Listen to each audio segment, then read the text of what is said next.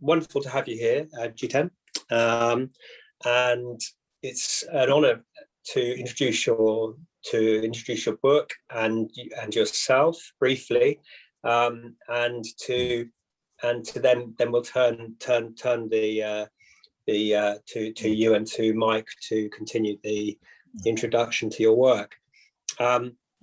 I'd like to say it was very, very interesting to me to see a book that was so broad in scope in terms of looking at the intersections of Indigenous and human rights, and also development, and sort of framing the way that you frame development as development aggression, and how that plays out in the book.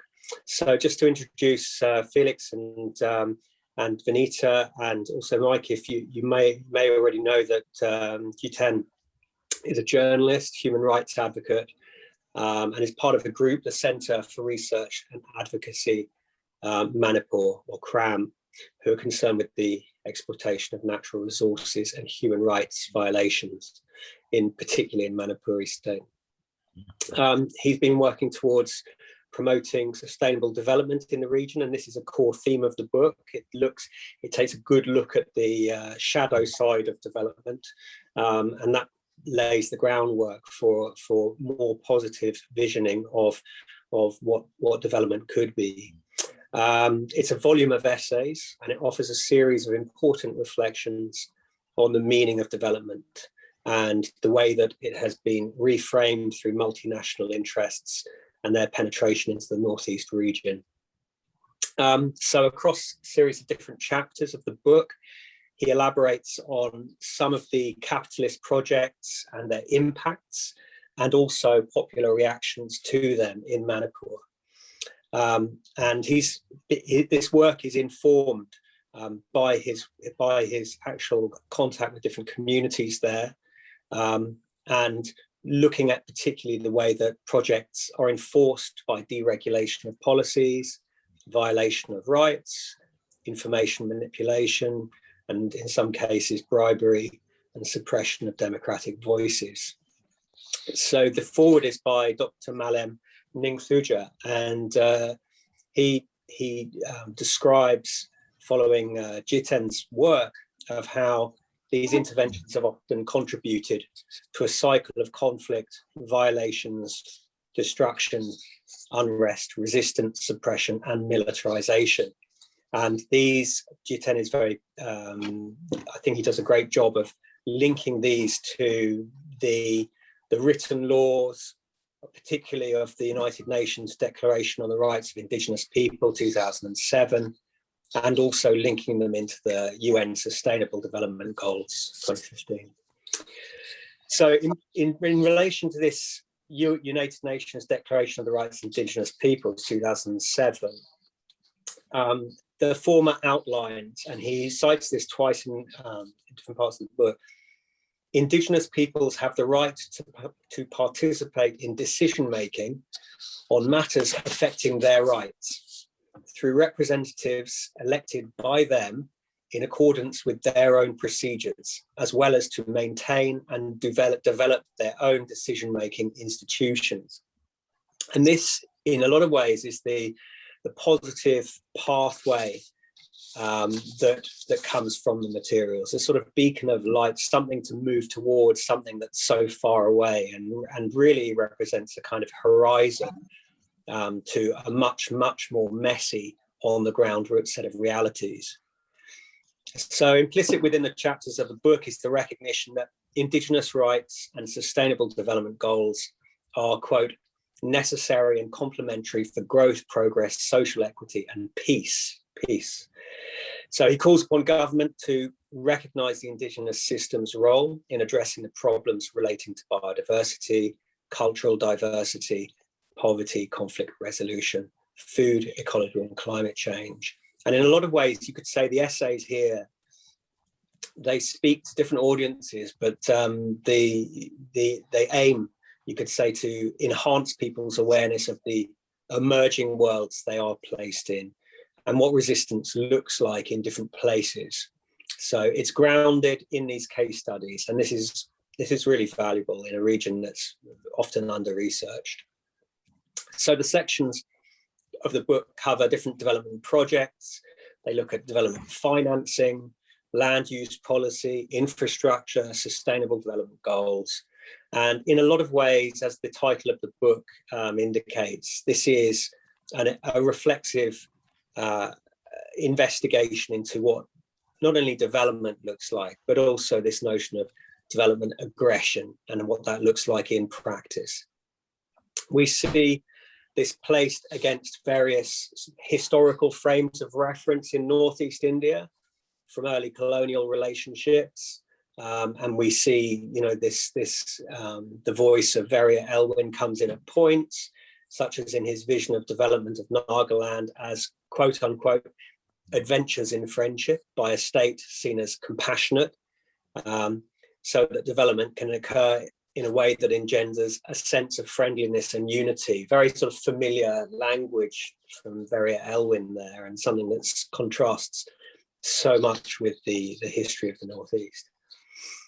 So we see Northeast India as we know it, as a new resource frontier, open to being exploited as the attention of capital shifts globally towards the Asia-Pacific region. And this is something that Jiten really highlights, is these larger international forces that are at play in the region, and increasingly so in the last decade. We see the Indian government's post-1949 Look East policy, rebranded in 2014 as the Act East policy, exposing Manipur to, quote, an unprecedented scale of rapid and broader penetration by financial imperialists and monopolists in the guise of loans, credits, investments, and construction projects, targeting its land, resources, and people. And that's Jiten's own words. As he remarks, ironically, they called it development. Okay. We glimpse also the response of indigenous peoples who are alarmed by devastating impacts on the environment: ecology, livelihood, lack of transparency, accountability, violation of rights, bribery, corruption. And we see people also growing more critical of these large development projects: mining, agribusiness, railways, hydropower projects. Ultimately, the book aims to raise awareness on the ground and sort of lay the ground, we could say, for not only reflexivity about development, but also collective resistance to some of the more aggressive tactics of environmental degradation. And with this in mind, I welcome Jiten Yumnam to the Centre for World Environmental History and his book, Development Aggression, Rethinking India's Neoliberal Development in Manipur. Welcome, Jiten, and thank you. Yeah, thank you very much. Thank you very much, Mike, and thank you very much. Oh,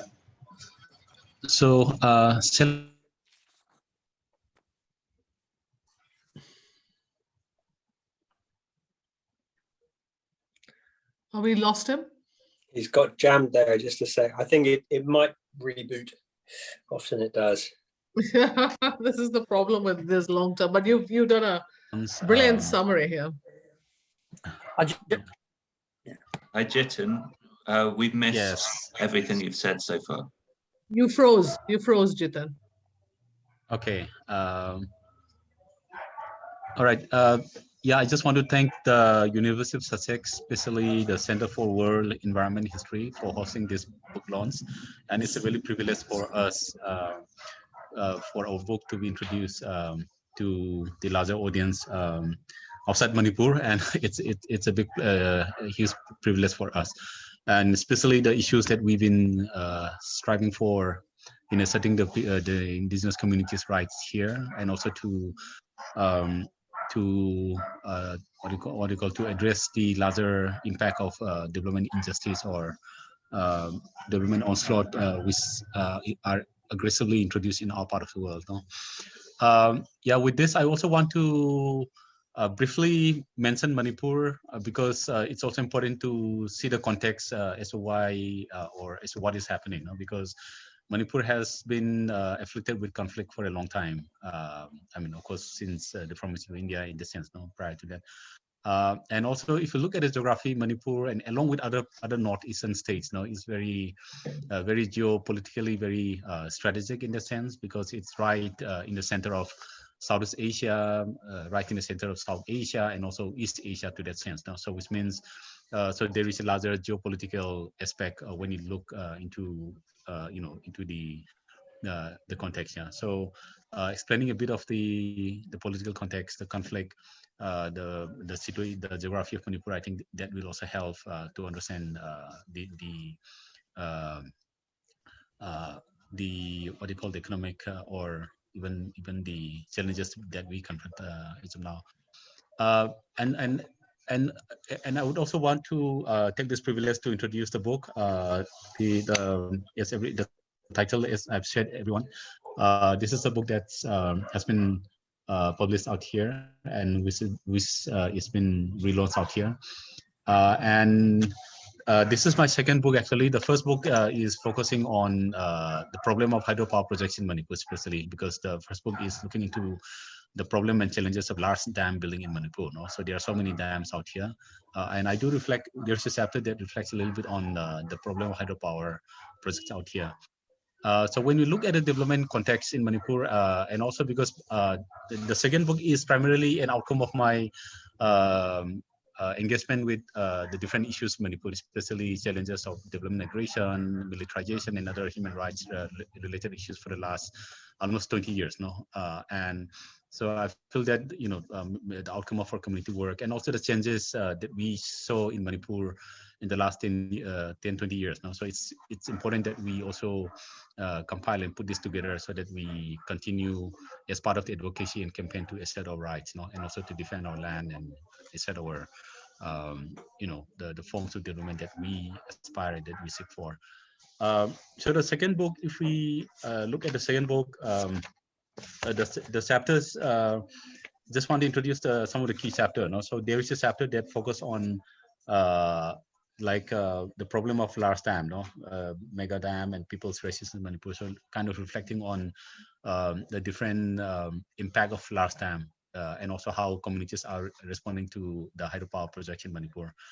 And then, and in recent decade, especially in the last decade, there has been a tremendous push for the extractive industry in Manipur, and which is part of the larger Northeast. No? So we have a lot of issues around oil exploration, because fortunately or unfortunately, we have oil now. No? And now what we are finding is a lot of the companies from, not just from India, but even from many other countries are increasingly involved in trying to extract and drill oil from Manipur. And similarly, with the case of mining companies, so there are several mining companies that are already involved in Manipur. So there is a chapter that deals with the problem of oil exploration, issues around oil exploration and the people's resistance in Manipur.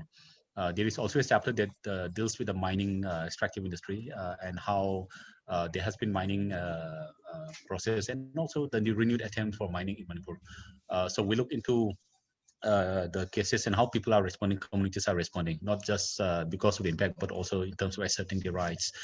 And another is also looking into the infrastructure, because this is one key push from not just from the government of India, and that's where we find a lot of collaboration within the global capital and also many of the countries now which are very heavily involved in the geopolitical dynamics in the region, because there are several countries which are close to India, because the Chinese factor, because Manipur and Northeast India, these are China is right, in the border. And then you have Myanmar bordering Manipur, and then Chinese influence in Myanmar and Southeast Asia is quite strong. And in this sense, so there is also an effort on the part of India, Japan, US, and several European countries to respond to China. So like Manipur and even the entire Northeast is already a competing ground for the control, setting the economy, politics, and whatever space they could consolidate.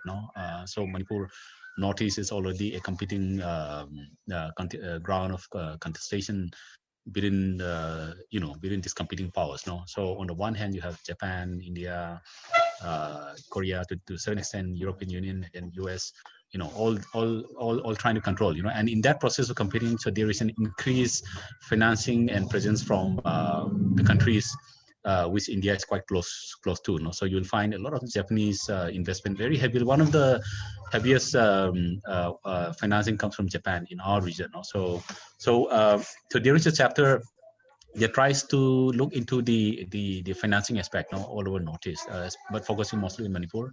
So you will, so there is the chapter dwelt on the financing not just by Japan but even Germany or UK, and also financing by the Asian Development Bank, the World Bank, and then increasingly the Asia Infrastructure Investment Bank. No? So these are all increasingly involved in financing large-scale energy project, even extractive industry, and a lot of the infrastructure project. No?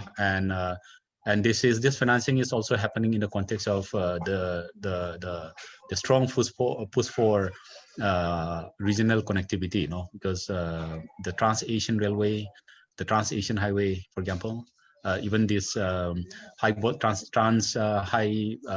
transmission and distribution line, I think these are all pursued aggressively, in our part in Manipur.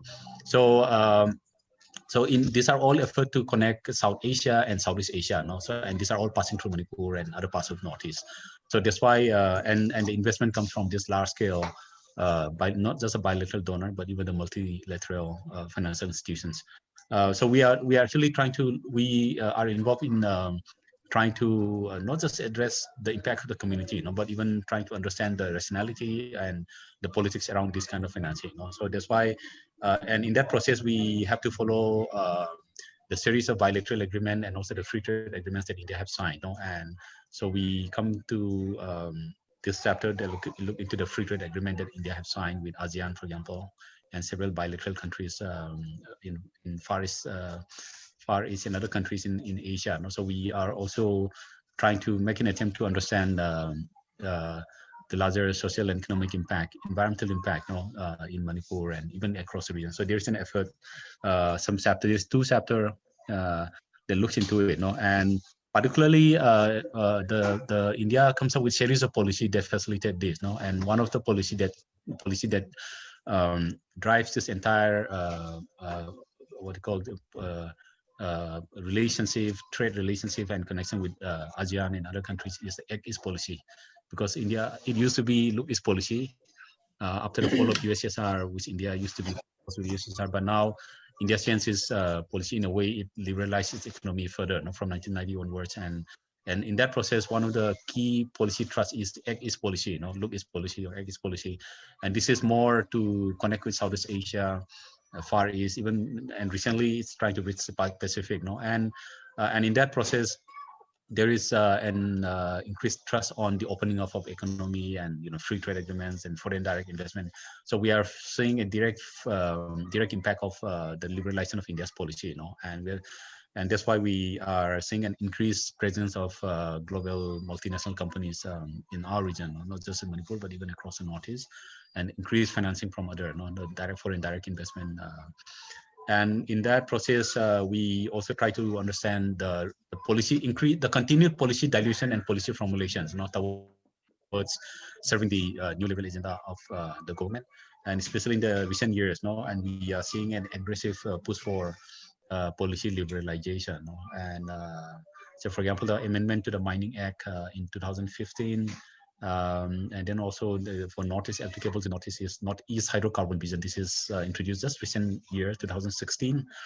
And then also there are a series of policy dilution. For example, the foreign direct investment amendment in 2017, which allow for indirect investment in several sectors, including energy, extractive industry, and even aviation and all. And these are policies that directly impact on Northeast, because now, as we also discussed earlier, entire Northeast, not just Manipur, is already confirmed with oil exploration, and already we have more than 20 global companies. Nearly 20 companies are already active now, both oil and mining and all kind of. And just last week, there is a report that even uranium mining is going to be proposed, and it used to be in Meghalaya, strong resistance against uranium mining in Meghalaya, but now even in Arunachal, it's confirmed that uranium is there just recent week.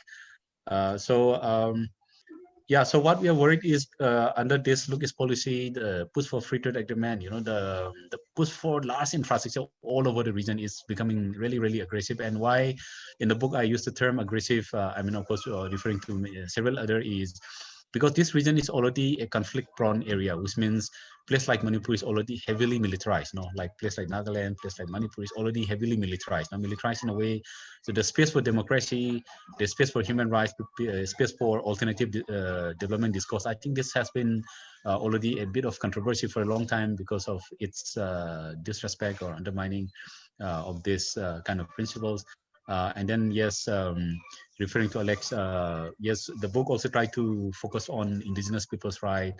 And so that's what we've been, whenever we mobilize with the community, whenever we campaign with the community, we try to focus on our rights, on indigenous people's rights, asserting our self-determined development, right to self-determination, taking the free, prior, informed consent of the community, and then also asserting our alternative development vision. And that is what we've been promoting. And we also try to look into the sustainable development standard which government has been pursuing. And but then the kind of policy introduced, the kind of development program and policies introduced, I think these are quite contradictory to what the government propagated through its sustainable development goals related kind of policy program. So we could see a direct contradiction. On the one hand, there is an increased focus on the privatization, corporatization of so-called development process.